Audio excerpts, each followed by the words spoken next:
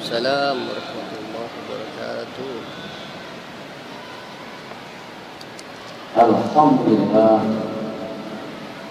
wassalatu wassalamu ala rasulillah wa ala alihi wa ashabihi wa mawala, amma ba'd. Semoga Allah Subhanahu wa ta'ala yang maha menatap, maha mengetahui, maha mendengar, yang tahu persis akan bagaimana suasana hati kita semua.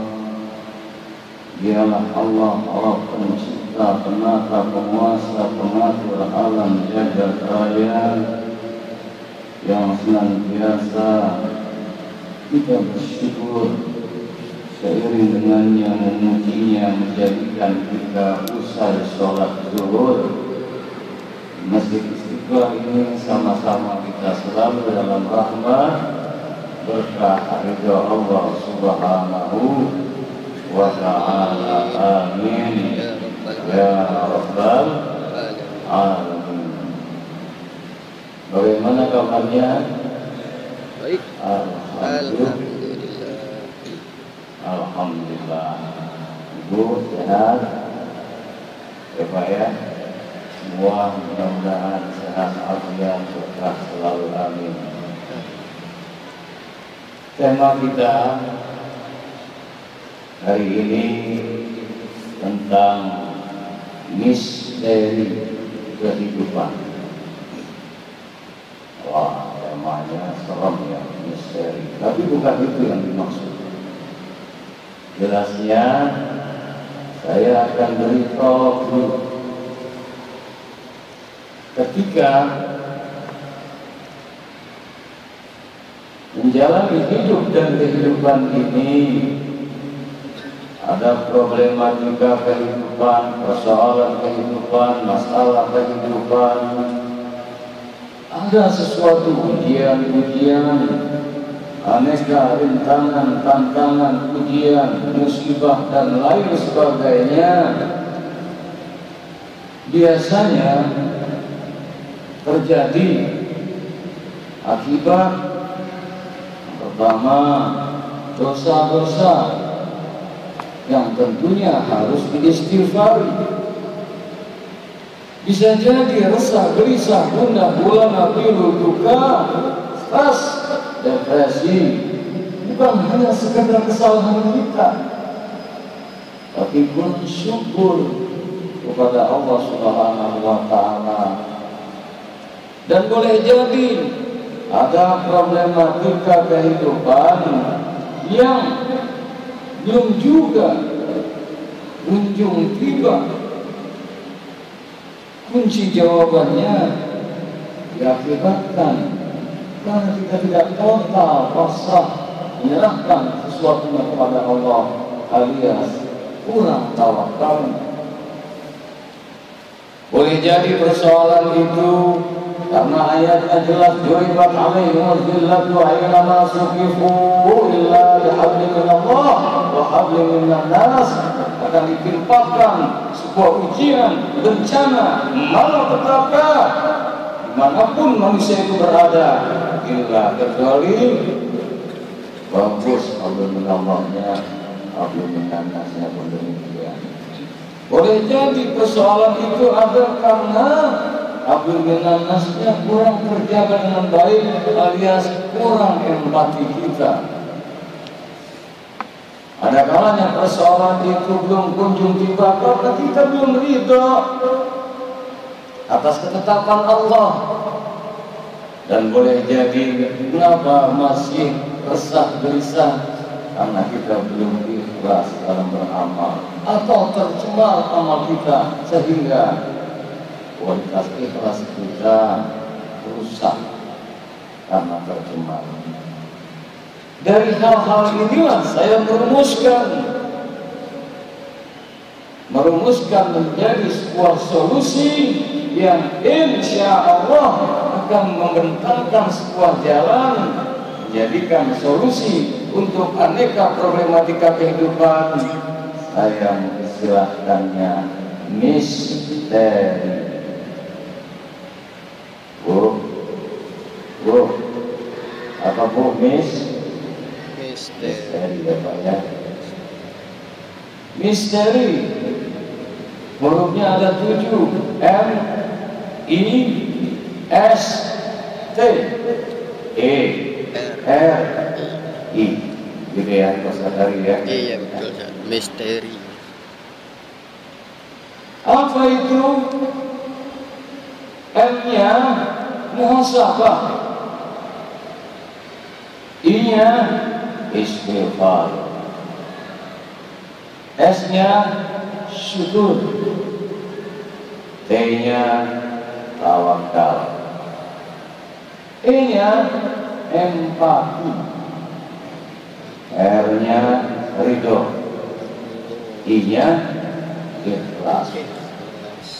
Jadi maksud saya, kalau kita punya persoalan terkait dengan keuangan, kesehatan, keharmonisan, atau problem apa saja, maka masuklah ke dimensi misteri tadi.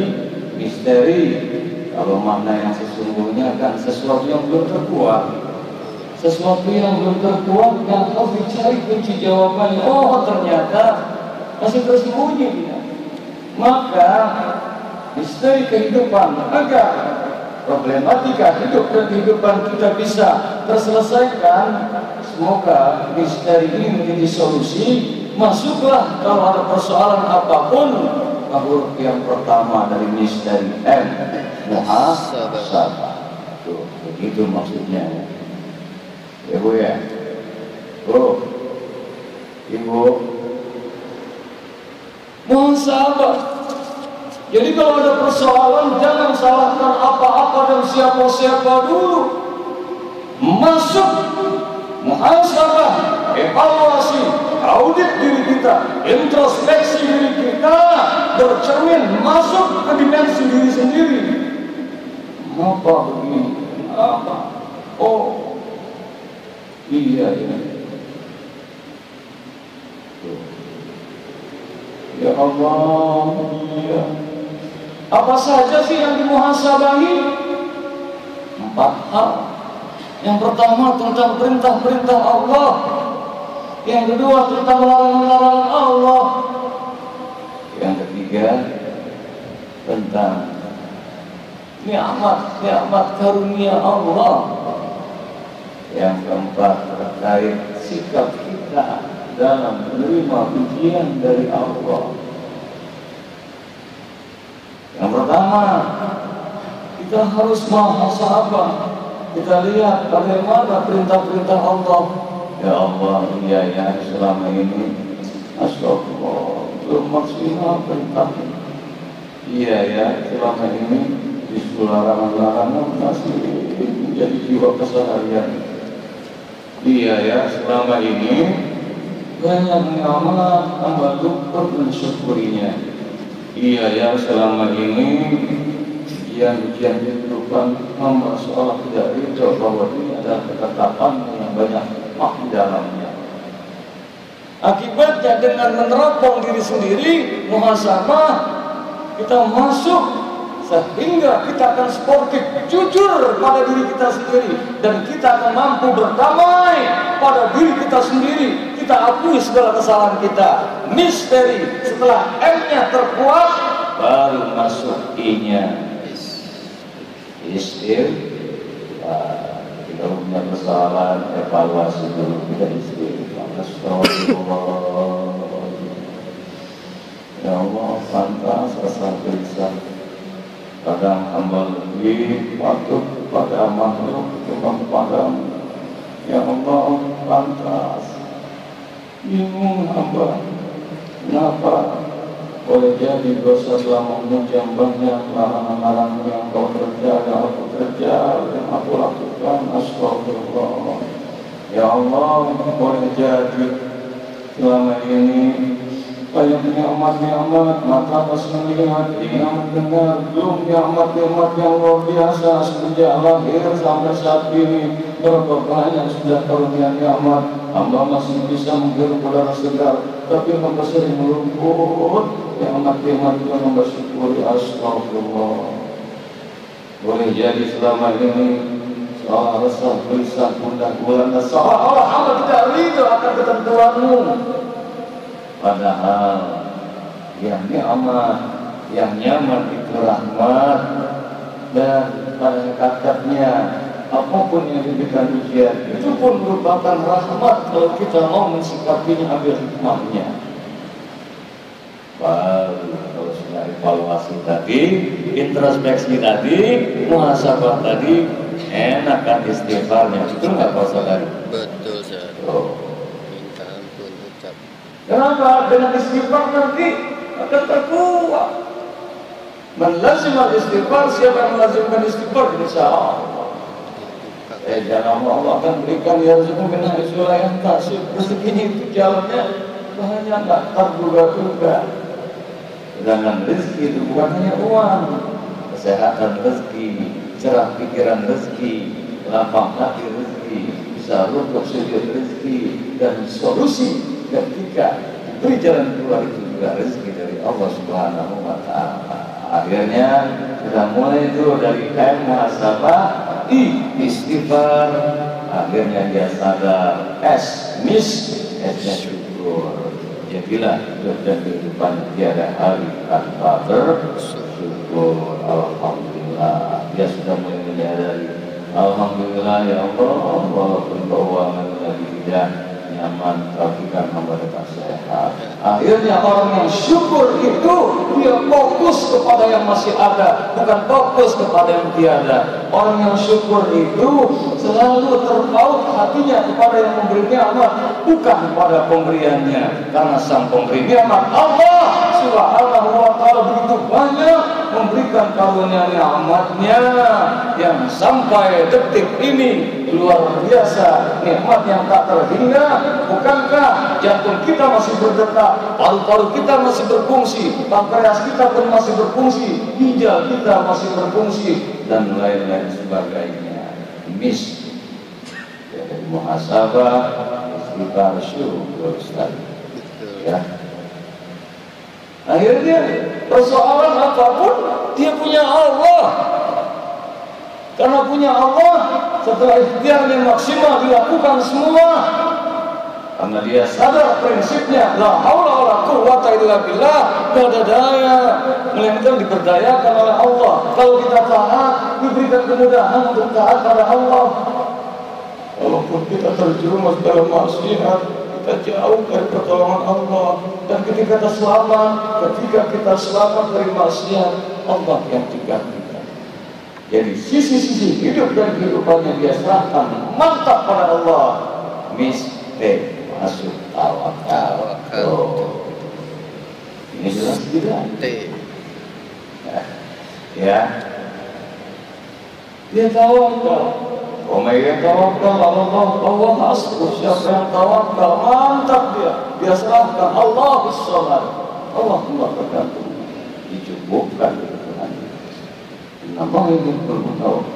Allah cinta terhadap hamba-hamba yang tawakal. Kalau dicintai, beres urusan, betul kan? Ibu, jelas tidak?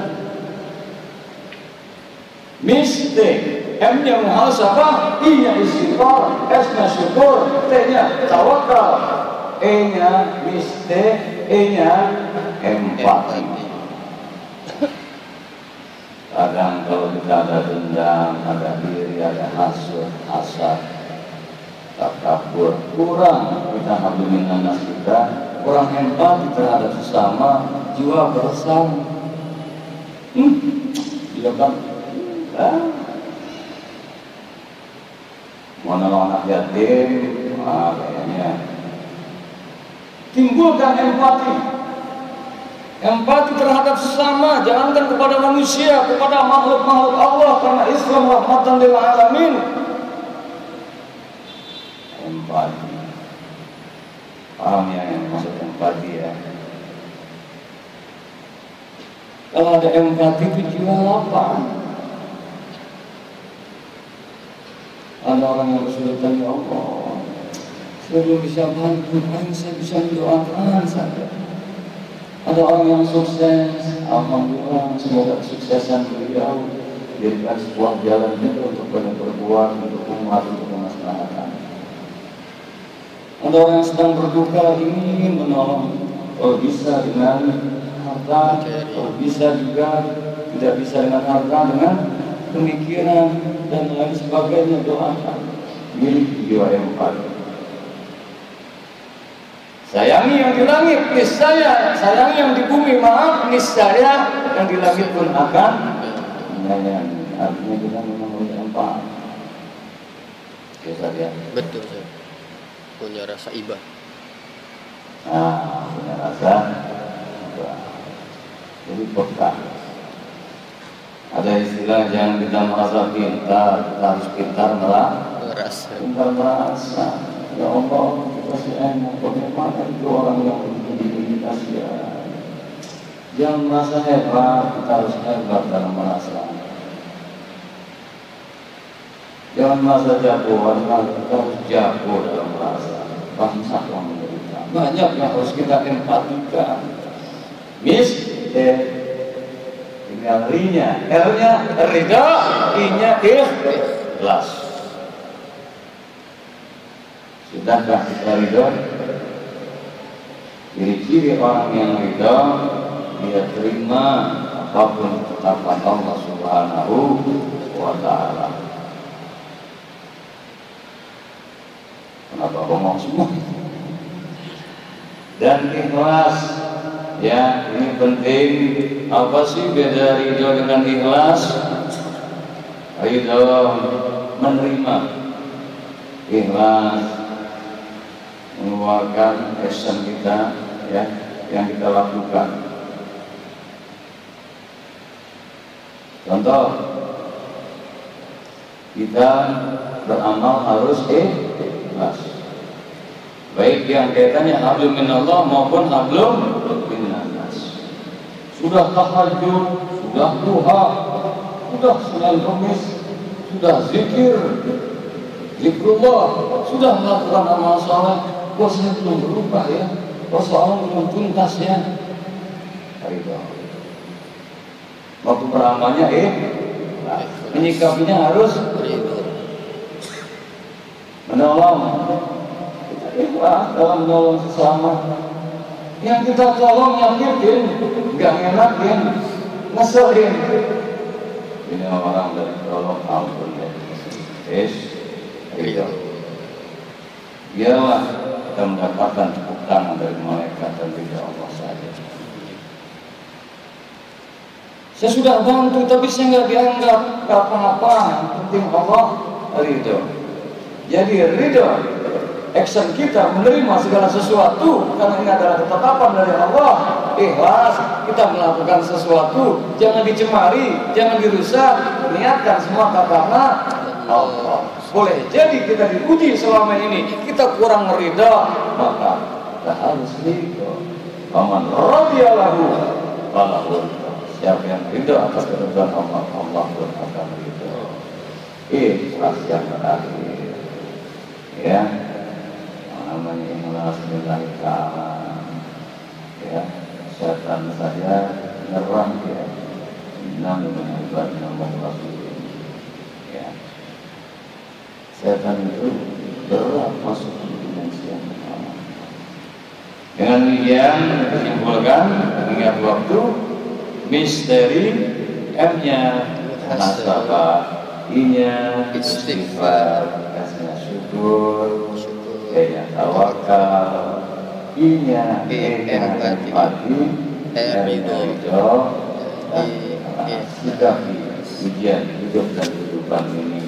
Awali dengan muhasabah, perbanyak istighfar, perbanyak syukur dan tawakal serta empati, ridho, ikhlas. Allah berjanji orang yang senantiasa beristighfar otomatis hatinya bersih, suci. Inna Allaha yuhibbut tawwabin wa yuhibbul mutatahhirin. Allah suka, cinta pada hamba-hamba